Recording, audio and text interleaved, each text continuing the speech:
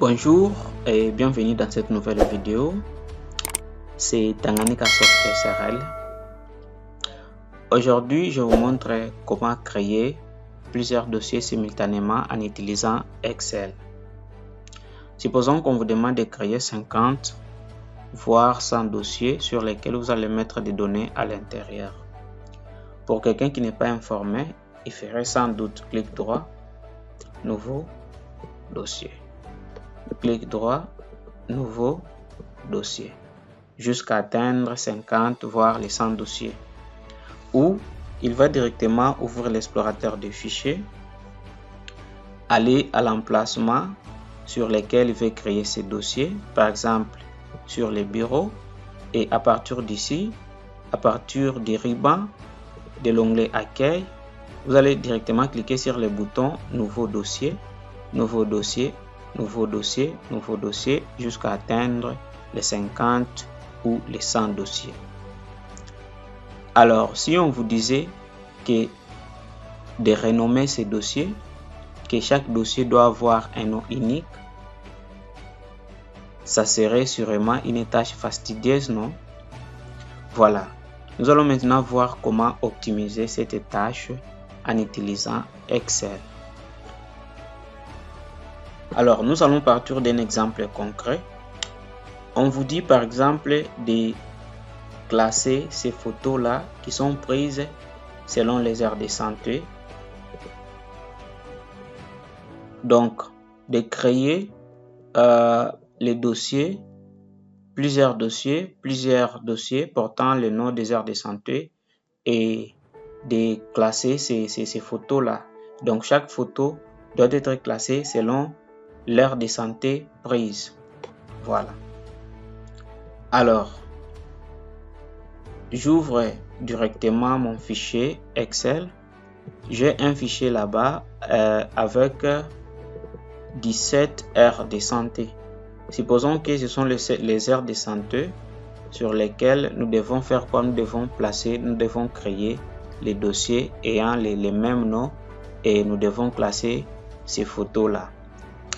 Alors ici, nous avons les aires de santé de la zone de santé de Nyunzu, c'est dans la province du Tanganyika. Nous allons travailler à partir de cet exemple ici. Ici, je vais écrire une commande en utilisant la fonction concante. La fonction concante, c'est une fonction qui nous permet de concaténer plusieurs chaînes de caractères. Alors, je vais faire appel à cette fonction. Rappelez-vous, pour faire appel à une fonction, il faut toujours commencer par le symbole égal. Voilà. Alors là, je vais faire égal concante.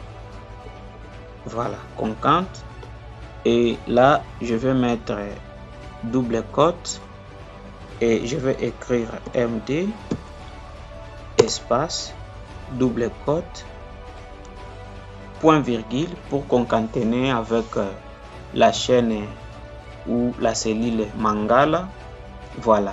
Donc moi, je veux que mon dossier porte le nom de Mangala. Et là, je vais fermer ma parenthèse. Et là, je vais valider la fonction avec entrée. Bon, j'ai MD Mangala. Maintenant, qu'est-ce que je vais faire? Je vais incrémenter cette fonction jusqu'à la dernière ligne où je vais dupliquer ça. Je duplique ça jusqu'à la fin. Voilà, ici.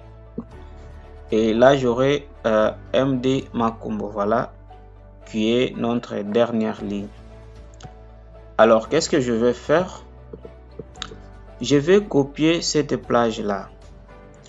Je vais copier en commençant par MD Mangala jusqu'à MD Makumbo. Voilà, aire de santé de Makumbo.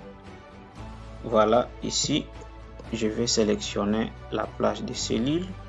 Je vais faire clic droit pour copier. Voilà, copier c'est simple. Voilà, copier. Maintenant, je vais venir dans la barre de recherche. Je vais lancer l'éditeur de texte bloc-notes. Bloc-notes. Voilà, nous allons utiliser cet éditeur-là pour enregistrer notre commande. Si vous n'en avez pas, vous pouvez utiliser, je suis sûr et certain que dans chaque système d'exploitation Windows, vous avez déjà un éditeur de texte bloc-notes installé par défaut, qui vient avec le système d'exploitation. Vous pouvez utiliser bien d'autres logiciels comme Visual Studio Code ou Notepad+. Voilà. Alors nous allons utiliser ça qui vient par défaut avec les systèmes d'exploitation.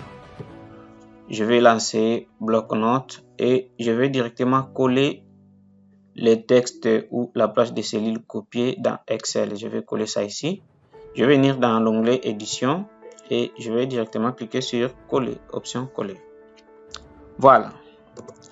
Là, j'ai les 17 dossiers ici. Qu'est-ce que je vais faire? Je vais enregistrer ma commande. Je vais enregistrer. Je vais venir dans Fichier, enregistrer.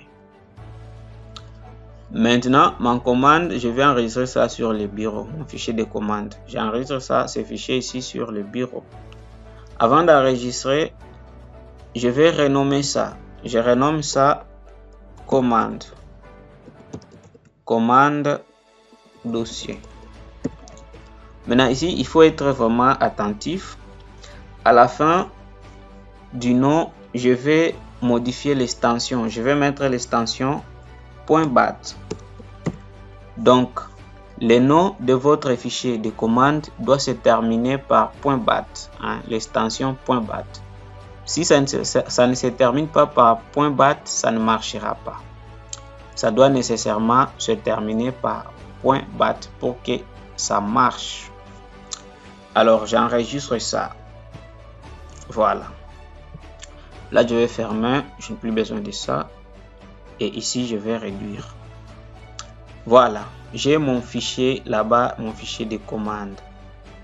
Je vais créer un dossier parent sur lequel je vais maintenant créer ces 17 dossiers là à l'intérieur de ces dossiers parents. Je crée un dossier parent au nom par exemple des photos de supervision.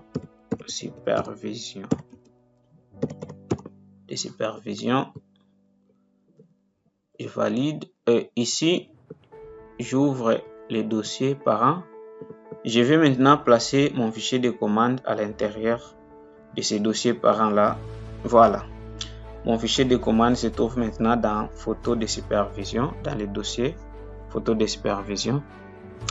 C'est à partir d'ici que je vais exécuter ce fichier de commande. Maintenant, pour exécuter cette commande ici, qu'est-ce que je vais faire? Il suffit de faire tout simplement un double-clic. Je vais double-cliquer sur les fichiers. Bon, voilà.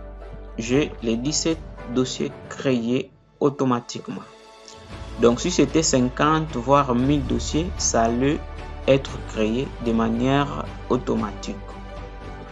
Voilà. Ici, vous avez vu, nous avons nos 17 dossiers. Voilà. Parfait. Eh bien, c'est tout. Maintenant, vous pouvez faire quoi? Vous pouvez maintenant classer chaque photo selon l'heure de santé prise. Merci, c'est tout pour cette vidéo. Si vous avez des soucis, n'hésitez pas à les mettre dans les commentaires. Nous allons répondre.